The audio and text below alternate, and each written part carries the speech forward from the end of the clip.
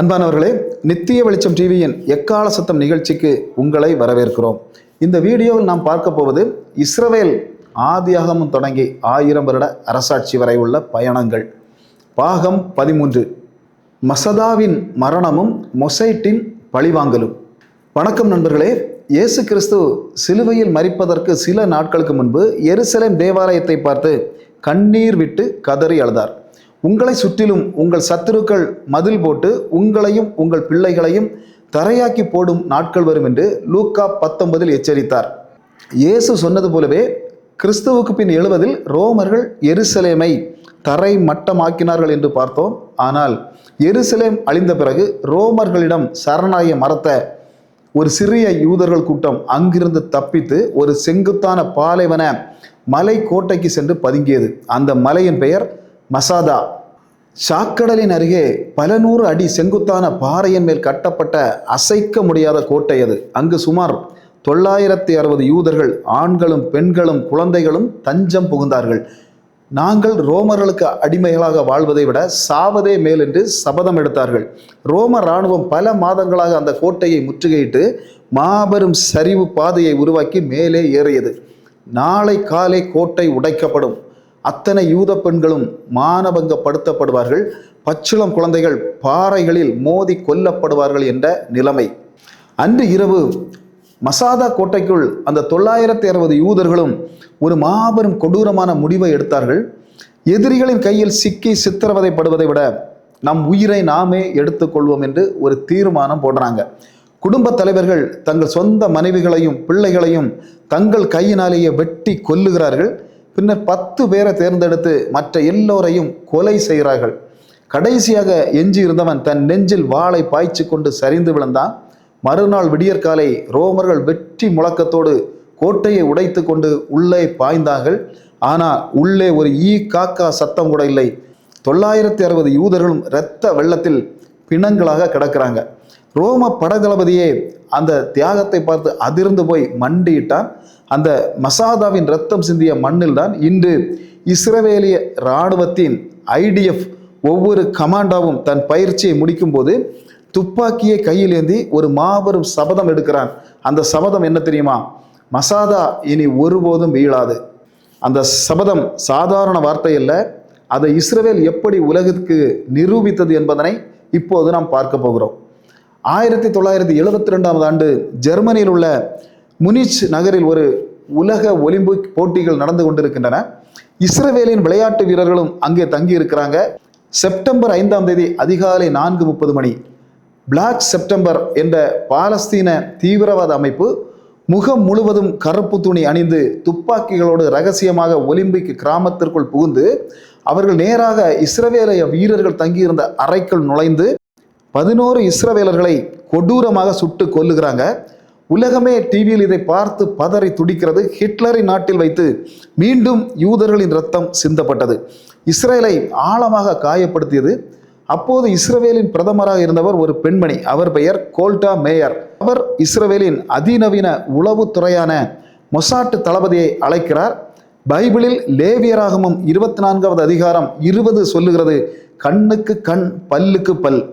கோல்டா மேயர் அந்த மொசாட் தளபதியிடம் 3 வார்த்தைகள் தான் சொல்லுகிறார்: பசங்களை அனுப்புங்கள். தொடங்கியது உலக சரித்திரத்தின் மாபெரும் பழிவாங்கும் வேட்டை. இதன் பெயர்தான் ஆபரேஷன் ரெத் ஆஃப் காட், தேவனுடைய கோபாக்கினை. இந்த 11 இஸ்ரவேலர்களை கொல்ல திட்டம் தீட்டிய தீவிரவாத தலைவர்கள் உலகத்தின் பல நாடுகளில் தலைமறைவானார்கள். ஆனால் தேவன் சகரியா 2:8 என்ன சொல்லி இருக்கிறார் தெரியுமா? உங்களை தொடுகிறவன் என் கண்ணின் மணியை தொடுகிறான். இஸ்ரவேலை தொட்டவன் எவனும் பூமியில் நிம்மதியாக தூங்க முடியாது என்பதனை மொசாட் நிரூபித்தது.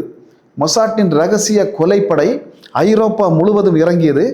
ரோம் நகரில் ஒரு தீவிரவாதி காப்பி குடித்து கொண்டு வெளியே வந்தான்.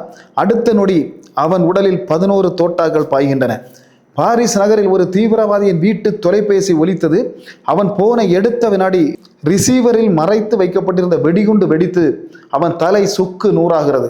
சைப்ரஸ் நாட்டில் ஒரு தீவிரவாதி தான் படுக்கும் கட்டிலுக்கு அடியில் வெடிகுண்டு இருப்பதை அறியாமல் படுத்தான்.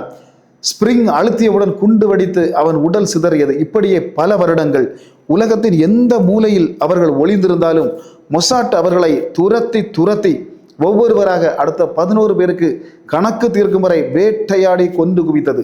உலகத்தின் மற்ற உளவுத்துறைகள் மொசாட்டின் பெயரை கேட்டாலே பயந்து நடுங்கி ஓடின. ஆனால் உலக இராணுவ சரித்திரத்திலேயே இதுவரையிலும் எந்த ஒரு நாடும் செய்திராத, இனி செய்ய பயப்படுகிற ஒரு மாபெரும் இராணுவ மீட்பு பணி 1976 நடந்தது. அதுதான் ஆபரேஷன் என்டேபே. ஏர் பிரான்ஸ் விமானம் ஒன்று 248 பயணிகளோடு பாரிஸ் நகருக்கு பறந்து கொண்டிருக்கிறது. திடீரென ஆயுதம் ஏந்திய தீவிரவாதிகள் விமானத்தை கடத்துறாங்க. அவர்கள் விமானத்தை இஸ்ரேலிலிருந்து 4000 கிலோமீட்டர் தூரத்தில் உள்ள ஆப்பிரிக்க நாடான உகாண்டாவுக்கு கொண்டு போறாங்க. உகாண்டாவில் கொடூரமான அதிபர் இடியமின் தீவிரவாதிகளுக்கு ஆதரவாக தன் இராணுவத்தை பாதுகாப்புக்கு நிறுத்துகிறான். உகாண்டா விமான நிலையத்தில் தீவிரவாதிகள் செய்த ஒரு காரியம் இஸ்ரேலின் இருதயத்தை உலுக்கியது. பயணிகளில் யூதர்களை மட்டும் தனியாகவும் மற்றவர்களை தனியாகவும் பிரிக்கிறாங்க. 2ஆம் உலகப் போரில் ஹிட்லர் செய்த அதே காரியம். எங்கள் கோரிக்கைகளை நிறைவேற்றாவிட்டால் ஒவ்வொரு யூதனாக நாங்கள் சுட்டு கொல்லுவோம் என்று உலகத்தை மிரட்டினார்கள். இஸ்ரேலில் இருந்து உகாண்டா 4000 கிலோமீட்டர் தூரம், நடுவில் அத்தனை எதிரி நாடுகள். இஸ்ரேல் இராணுவம் எப்படி அங்கே போக முடியும்? உலகமே இஸ்ரேல் பணிகிறது என்று நினைத்தது. ஆனால் இஸ்ரேல் இராணுவம் ரகசியமாக 4 பிரம்மாண்டமான கார்கோ விமானங்களில் 100 அதிரடி கமாண்டோக்களை ஏற்றி வைத்து நள்ளிரவில் அங்கே கிளம்புகிறது. எதிரிகளின் ரேடரில் சிக்காமல் இருக்க செங்கடலுக்கு மேலே வெறும் 100 அடி உயரத்தில், கடல் அலைகளை உரசுவது போல விமானங்கள் பறந்து செல்லன. உகாண்டா விமான நிலையத்தில் நள்ளிரவு நேரம் திடீரென ஒரு கருப்பு நிற மெர்சிடிஸ் பென்ஸ் கார் உகாண்டா அதிபர் இடியமின் காரை போலவே வடிவமைப்பு செய்யப்பட்டு விமான நிலையத்திற்குள் நுழைகிறது. உகாண்டா இராணுவ வீரர்கள் அதிபர் இடியமின் தான் வருகிறார் என்று சல்யூட் அடிக்கிறாங்க. ஆனால் காருக்குள் இருந்தது அதிபர் அல்ல, இஸ்ரவேலிய கமாண்டோக்கள். கார் நின்ற மறுகணமே மின்னல் வேகத்தில் பாய்ந்த இஸ்ரவேலிய வீரர்கள் தீவிரவாதிகளை சுட்டு வீழ்த்தினார்கள்.